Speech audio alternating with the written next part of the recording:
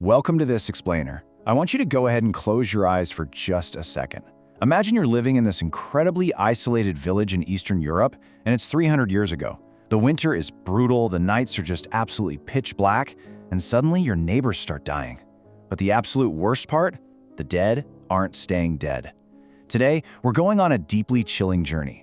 We're going to take one of the most famous, iconic monsters in human history, pull it right off the movie screen, and drag it all the way back to the cold, hard dirt of its origins.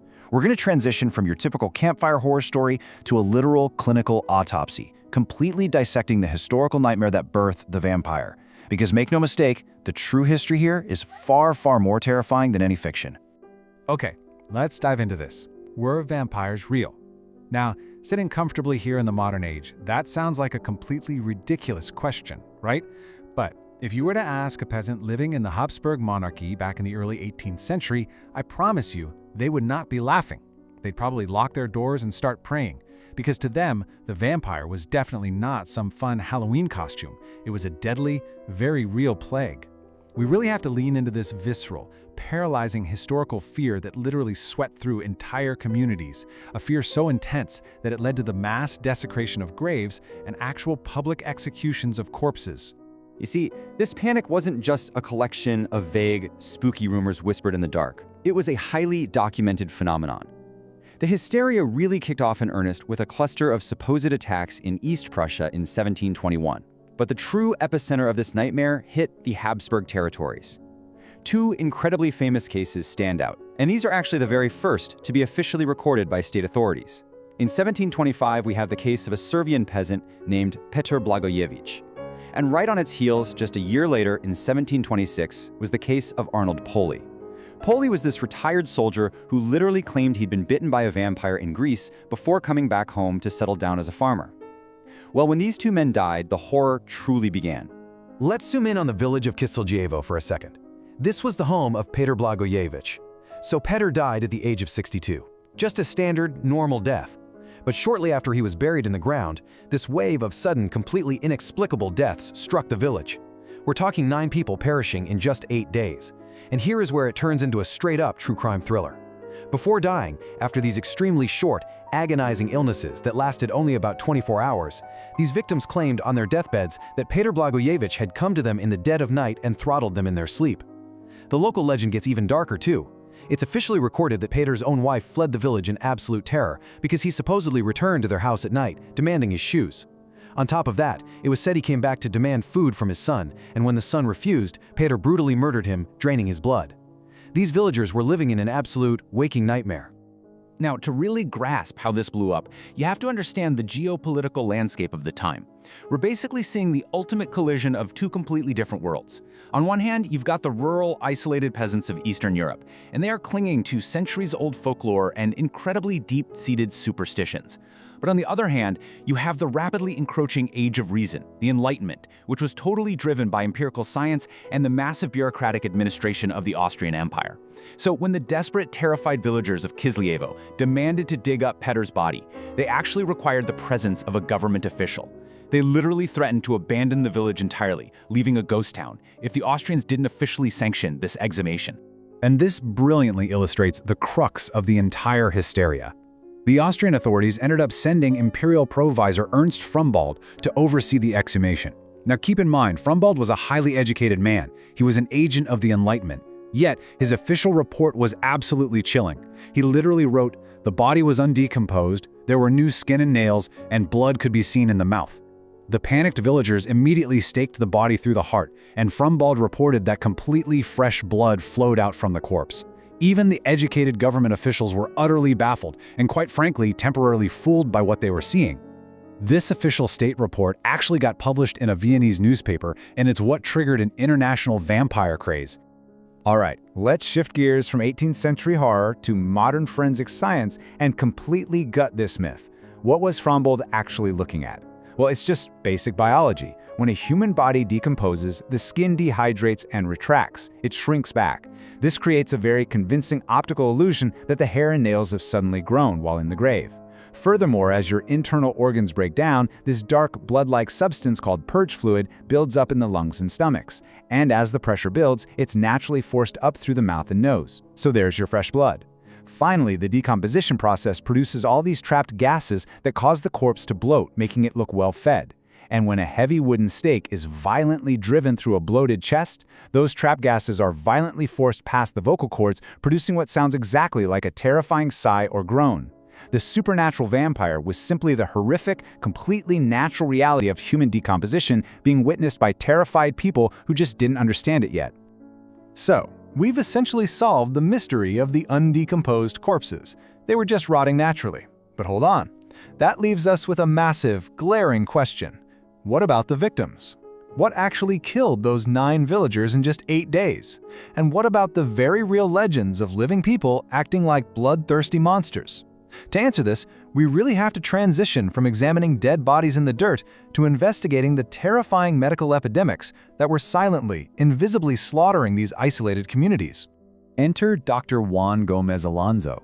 He's a Spanish neurologist who proposed a wildly fascinating and, frankly, highly credible theory back in 1998. He noticed a very specific, undeniable historical overlap. Right around the exact time the Great Vampire Panics were sweeping through Eastern Europe, so we're talking roughly 1721 to 1728, that exact same region was suffering from massive, heavily documented epidemics of rabies. Now, as you might know, rabies is this deadly viral infection of the central nervous system. It's typically transmitted by the bite of infected animals, like wolves, dogs, or bats, creatures that coincidentally are deeply, deeply associated with vampire folklore.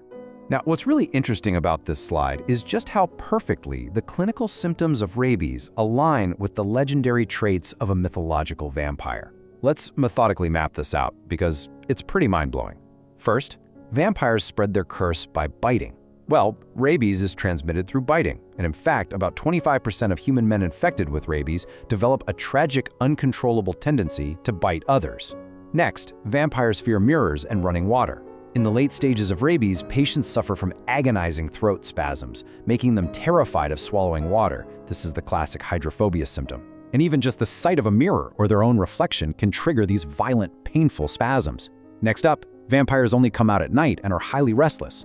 Rabies causes severe encephalitis, which leads to extreme insomnia, intense agitation, and a severe hypersensitivity to bright lights and strong smells.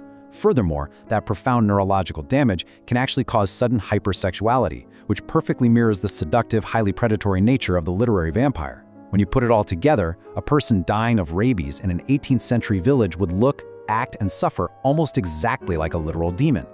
But rabies isn't the only medical culprit in our historical autopsy. In 1985, a biochemist named David Dolphin introduced another incredibly compelling theory, pointing to a group of rare genetic blood disorders collectively known as porphyria.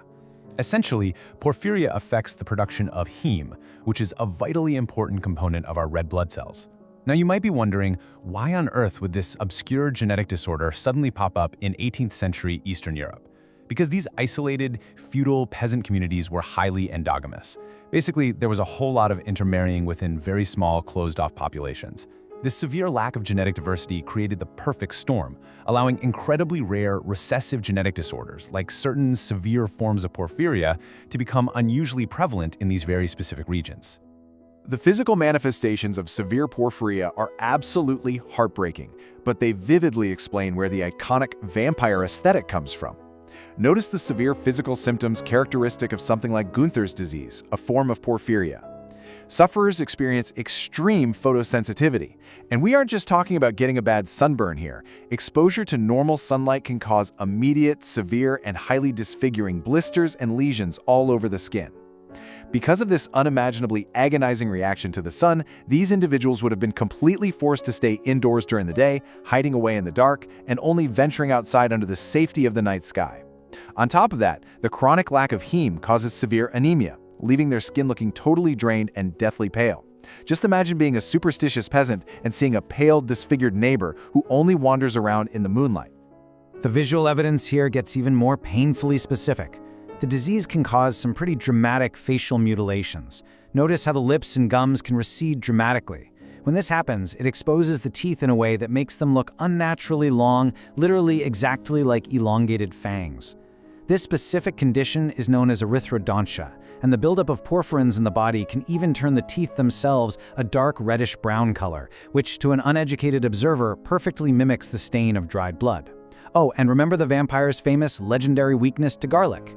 Dolphin's theory actually notes that garlic contains a chemical called diel sulfone. For a person suffering from porphyria, consuming garlic actually rapidly accelerates the destruction of heme in their body, instantly turning a mild case into an agonizingly severe attack.